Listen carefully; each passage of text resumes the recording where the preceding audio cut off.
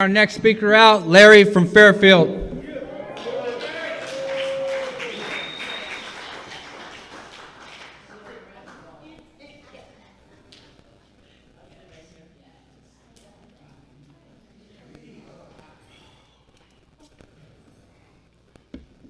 My name is Larry, and I'm definitely a grateful recovering addict. I'd like to thank the predecessors of Narcotics Anonymous for sticking around here long enough to help me save my life. What I found out, if I don't want to save my life doesn't get saved. If I don't do what's required to receive the gifts of Narcotics Anonymous, I receive nothing. There's many gifts in Narcotics Anonymous with only one promise: freedom from active addiction. In our literature, it doesn't say freedom from drug use. What it says is freedom from active addiction and however it may manifest in your life. So it's real simple. If I do nothing, I get nothing. That's how simple it is. You know, in our symbol, it says that simplicity is the key to our symbol and our fellowship. Like, I know me, if you leave me alone long enough, I can complicate a plastic bag. But what I've come to find out is that when I institute some spiritual principles in my life and I walk in God's will, my life becomes easier to live. I'm here to tell you I didn't come to Narcotics Anonymous because I had a drug problem. I came to Narcotics Anonymous because I had a thinking and living problem. See, what I come to find out through my step work is that the reason why I use drugs is because my inability to accept personal responsibility when it comes to my feelings and my emotions was why I use drugs. So drugs was the vehicle I used to escape the reality that I created based on the decisions that I made. And I didn't want to accept the consequences, so it's easy for me to run than to stay and fight. When Narcotics Anonymous, what they did was when I did the steps, I had some courage. Courage to walk through anything. But they told me I didn't have to walk through it alone. So what they told me when I came here was I needed to put pride and ego, I needed to check that at the door. I need to pick up humility and vulnerability, because in humility and vulnerability, it allows me to allow you to see me so you can help me heal me. The 12 Steps of Narcotics Anonymous is a journey in self-discovery and restoration. What I'm trying to be restored to. I'm trying to be restored to the mind of a child before the world molested and perverted me and told me what I had wasn't enough. And I come here to Narcotics Anonymous, and these spiritual principles that we think we found in the book, I come to find out they're my birthright. Because I'm not a human being having a spiritual experience. I'm a spiritual being having a human experience. So spiritual principles it's not for my humanness, it's for my spiritual being. Because what I found out in the 11th step is if the spiritual being dies, so does the human being. But if the human being dies, the spirit still lives. Because see, physics teaches me that energy is neither lost or destroyed, it's just transferred. So when this shell is over, my spiritual energy gets transferred to a new reality. But I'm only here before a blink of an eye. If you think about it, like they say that the sun has another 4 billion years, and if you amount my lifetime into that equation, it's a blink of an eye, and then my life is over. But you see, what I've come to find out is that this program, this process, is a harm reduction process, and what it's here to teach me is how to be in relationships with me, my God, and others. The steps, the traditions, and the concepts is about relationships.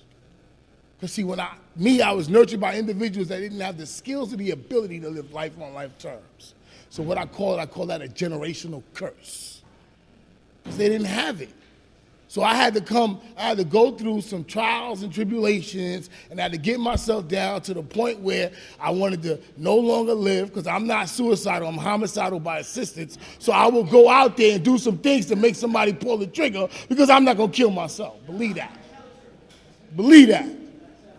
But what I've come to find out is the God of my understanding saved me after I made that cry of desperation. After I said, please help me, I don't want to live like this no more, then the answer came. But only until then. Until then. See, what I've come to find out is my God of my understanding is not some being sitting on a chair sprinkling pixie dust. My God works through people. So that's why it's really important that these spiritual principles they tell us that we need to start this journey, honesty, open-minded willingness, we need these before we even start. Because the honesty is talking about self-honesty. The open-mindedness is talking about getting a direction from somebody else, and the willingness is the ability to apply what we receive from somebody else. But if I don't have none of these, then I'm still stuck. I'm still stuck. And if I come in here and I'm here for a period of time and I don't change, then what's the problem? Like my gentleman right here says, if this is a 12-step program, if you're not doing the steps, what are you doing here? What are you doing here? Membership has its privileges, and I'm a 12-step member. That's a privilege. Because if you talk to some individuals that were here in the beginning, they used to get arrested just so they could stay clean. And now today we can meet openly.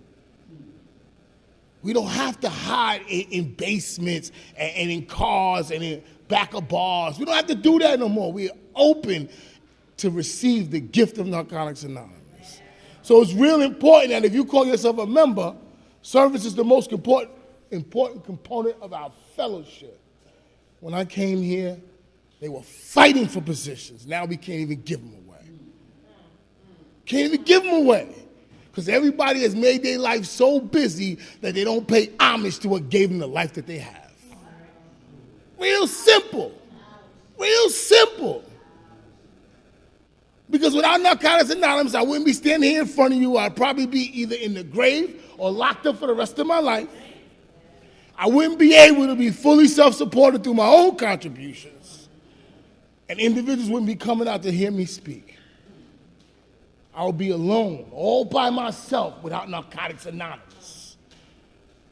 So I never, ever forget what gave me the life. I don't make my life so busy that I have no time for Narcotics Anonymous. Real important. Real important. So, my topic is growing pains, and it's real important to understand. Like in the Living Clean, it's a range of information in growing pains, and you can't pinpoint it in one direction because it talks about everything. It talks about the process of growth. When I came here, I was a child. I thought like a child and I acted like a child. Through the 12 steps of Narcotics Anonymous, I was able to put away childish things and begin to walk like a man. But I had to go through the process to find out what was keeping me from growing. So I'm here to tell you, again, I'm not here to stop the use of drugs. I'm here to stop the grips of self-bondage. Because nobody can do to me what I did to myself. I won't allow it, but why do I continuously keep doing it to myself? And I may not do it in the same intensity, but I'm still doing and creating harm in my life. And by creating harm in my life, systematically all those in my life get harm placed on them. So I'm here to stop the self-harm. So I need to do some work. So like I told you, I didn't know how to deal with my feelings because the ones that came before me didn't have the equipment, didn't have the tools and the skills to be able to process their feelings. So what I found out doing the step work is that my mother and her siblings still deal with each other like 10-year-old children. So you have to understand, my grandfather is a product of the Depression. And their ideology was food, clothing, shelter, you good. That was them. And if it ain't broke, don't fix it. But what happens is that I found out that we need more than just food, clothing, and shelter. There's a spiritual component to us that needs to be nurtured. And if it's not nurtured, then we'll go outside the home to get it nurtured. But see, in my childlike mind, I didn't know what I was looking for. I was just looking for something. So, today I found out that there's 7 feelings and emotions if I don't take care of on a daily basis, I will not only create harm in my life, I will create harm in somebody else's. And the first two I always like to talk about, which is the linchpin or the keystones to my disease. I'm here to tell you I don't believe in the disease concept. I am Dr. Frankenstein, and my disease is Frankenstein, and I created it in the playground that it plays in. I did it. It's not something that infected me. I made decisions at 4 years old when I didn't have the information. I made some decisions that shaped my life. And I have to come here to uncreate those decisions. So the first two that I always have to talk about is fear of rejection and fear of abandonment. Now, my fear of rejection and my fear of abandonment is a direct reflection of my father leaving at 4 years old. And what I found out is when my father left at 4, so did my identity. So I'm a 4-year-old kid with no identity. Now, I come from a family where it's predominantly women, and I've always felt like a third-class citizen. I always felt like that they took care of me out of a need and not a want, because the law said they had to, not because they wanted to. See, what I've come to find out is that my mother, at the age of 12 years old, decided to leave her house, so she stopped her nurturing process at 12. You have to understand, there was 10 of them. Well, at the time that she left, there was 7 of them. So that's 7, and then my grandmother was a nurse, and my grandfather was in construction. So there was no time of nurturing of the children.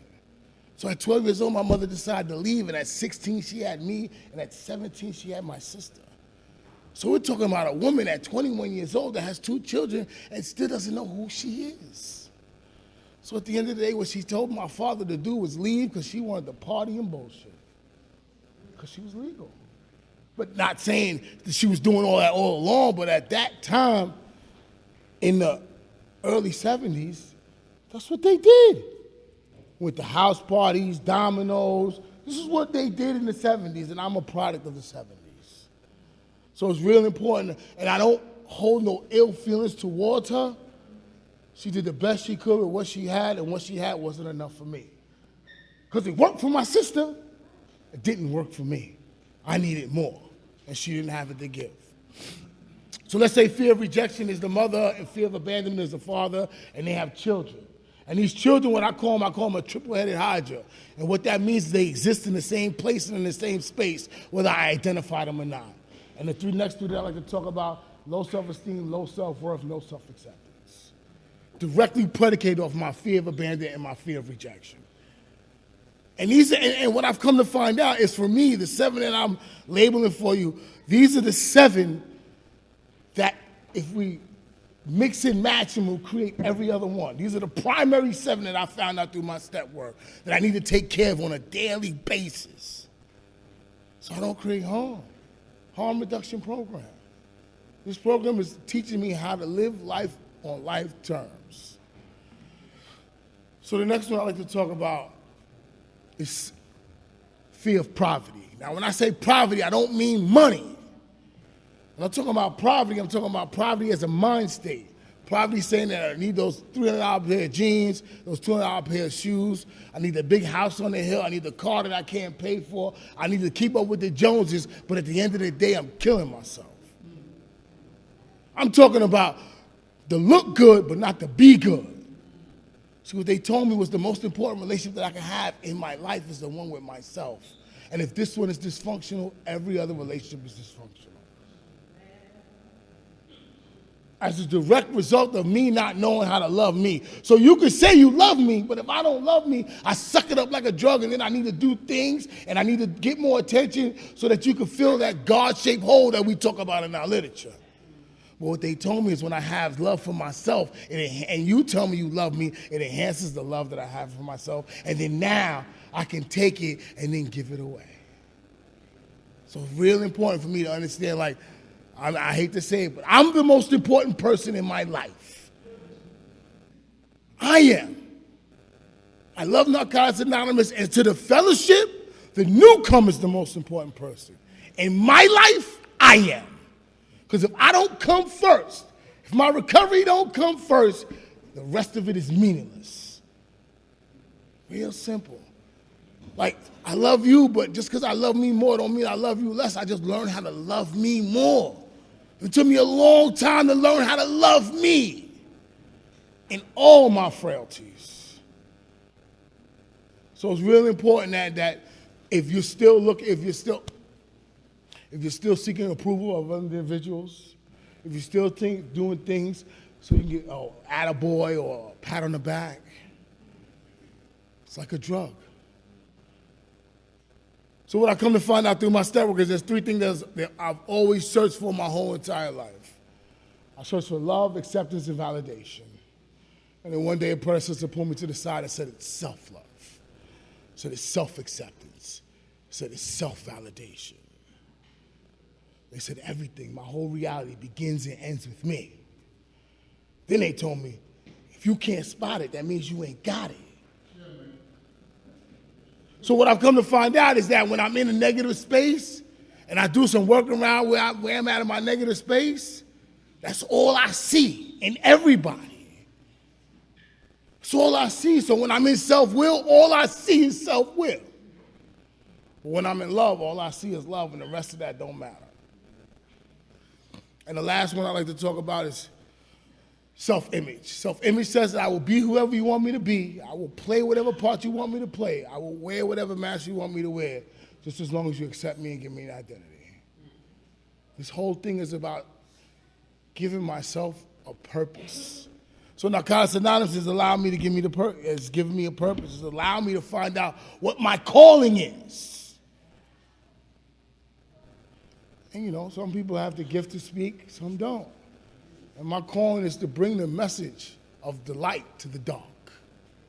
Real simple. It's not about me.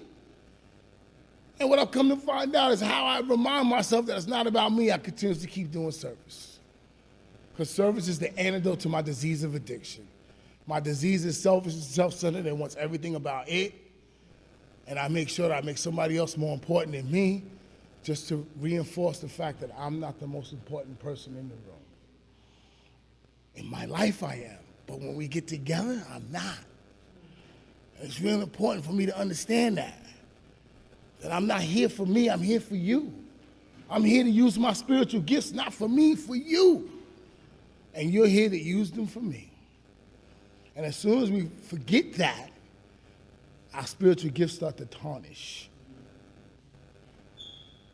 Like we're all here to help each other reach some kind of pinnacle. And if we're not here helping somebody else, then why are we here? It's real important. If you're in the rules of Narcotics Anonymous and your hand is not back trying to pull somebody up, what are you doing here? Real important. For me, at least. I don't know. That's what they taught me. You know, when I came in, they taught me that service is not only important inside the rooms, but it's also outside. So I make sure I have a community service-based community service position also. Because this is practice. That's all Narcotics Anonymous in our fellowship is practice. So when I get out there with those that don't have a program, how do I interact with them? How do I want a job site when somebody's getting on my nerves and I want to slam their head into the wall?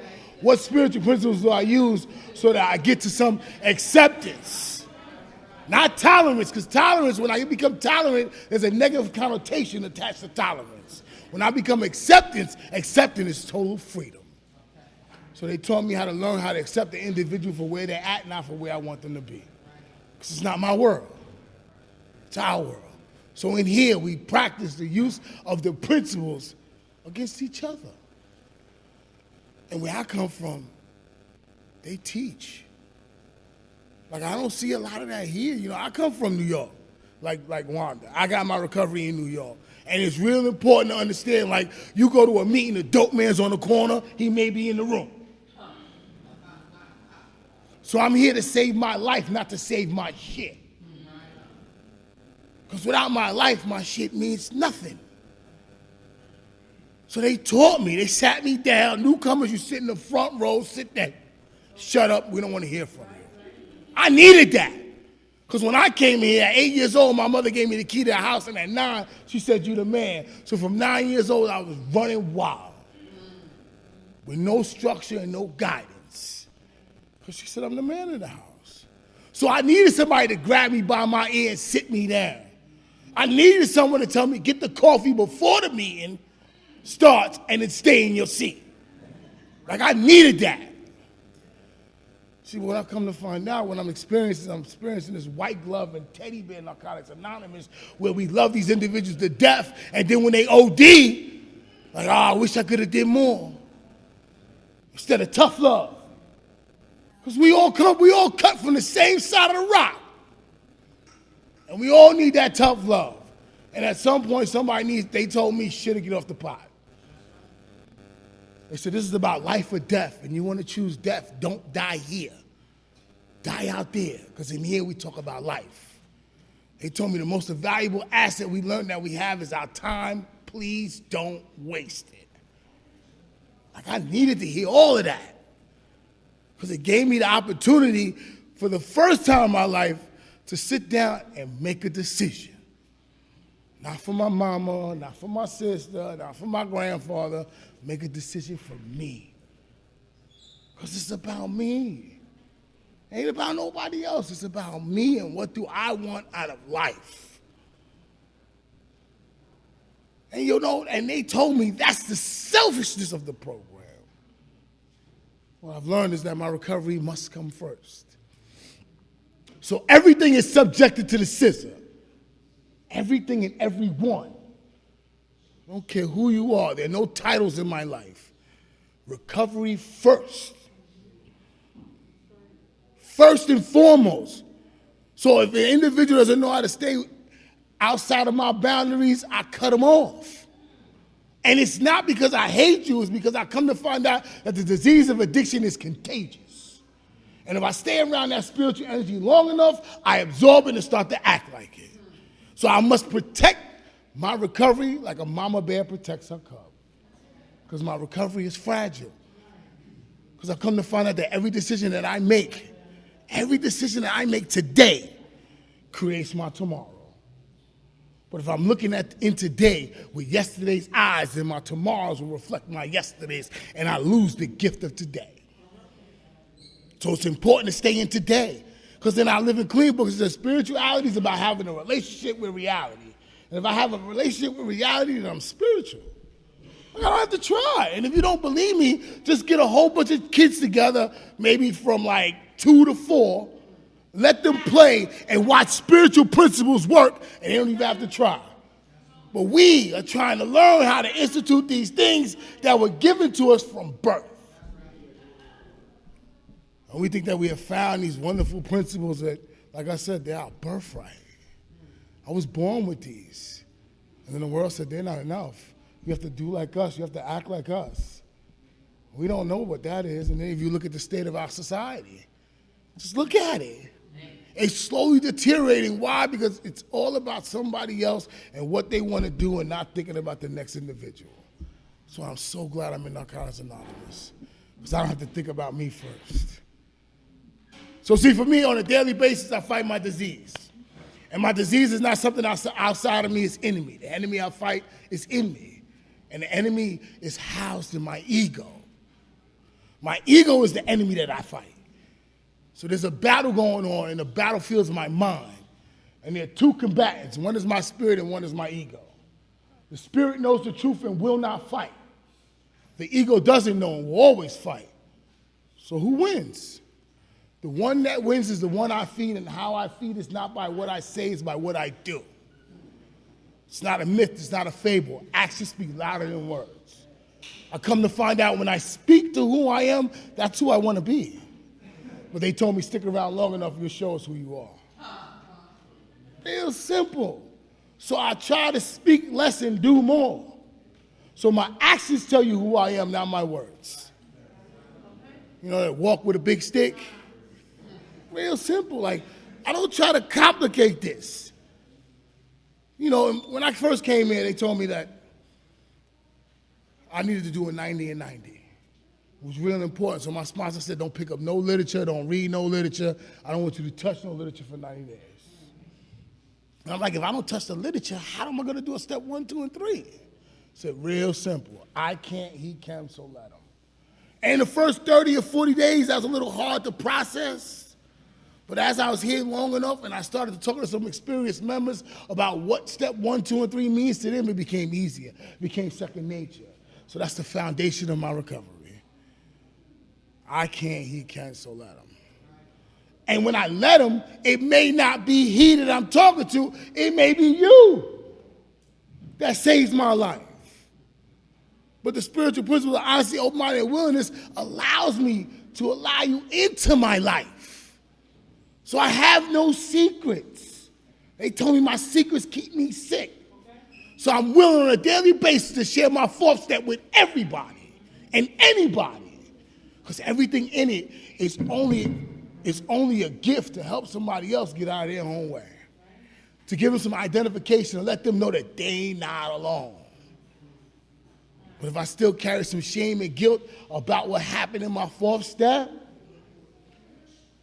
I stay sick. I stay sick. So what the program has allowed me to do is allow me to take my whole life story and put it on the internet so everybody can read. Because it's my story. That's not who I am. That's what helped me become who I am. So for me, it's really important to find out who I am, not what I am. What I am is your opinions of me, which really don't matter. Who I am is opinion of myself, which always matters. It's the most important thing. Our literature says that my disease will manifest itself in my thinking and my behavior, but what I've come to find out was predicated on my thinking and my behavior is what do I believe about me? My belief system created my reality. So they told me early on, real young, I was a piece of shit, I wasn't going to amount to shit, and that's what I will always be. And you know what? I believed them. Then they pulled me in and told me, listen, they lied to you. Hurt people hurt people. Said you don't have to accept that hurt. Like you can go through this process to stop the generational curse. Stop the hate with yourself. So, for me, it's been working, I have some individuals that I love to death. What I've come to find out is that my sponsor is a real important component of my life, but my support network is way more important. Way more important. Because these are the individuals that I pick and choose to help me save my life on a daily basis. But the first time I came around, I got locked and loaded in the group that I picked. And what I've learned from that situation is that it must be a revolving door on my support network. Because people come in and come out, come in and come out. I can't get locked and loaded with picking just a group of people. I got to be open to let it flow and not try to direct who comes in and out. I love this program. This program has allowed me the gift of freedom. Freedom's a gift, but it's not free. Like, if you really think it's free, ask any oppressed civilization how they got out, and they'll always tell you somebody picked up the sword and threw the first stone, and then we followed them. Just look, do history. Study history, and they told me that what you don't know, you are doomed to repeat. Just look at any great civilization that was oppressed. So my thing is that the oppressed should never become the oppressors. So I don't come in here to Rooms of Narcotics Anonymous to beat individuals up. I come into Narcotics Anonymous to help people heal from self-inflicted wounds, from a self-inflicted purgatory. Like, nobody put me in a prison that I built. I put myself there. But they told me that there's a key, and the keys are the steps. So I'm here to tell you that Narcotics Anonymous has done some wonderful things for my life. Narcotics Anonymous has given me the ability to be 100% honest with myself. Narcotics Anonymous has given me the courage to be 100% emotionally vulnerable. And Narcotics Anonymous has given me the gift to be 100% free. Thank you for letting me share.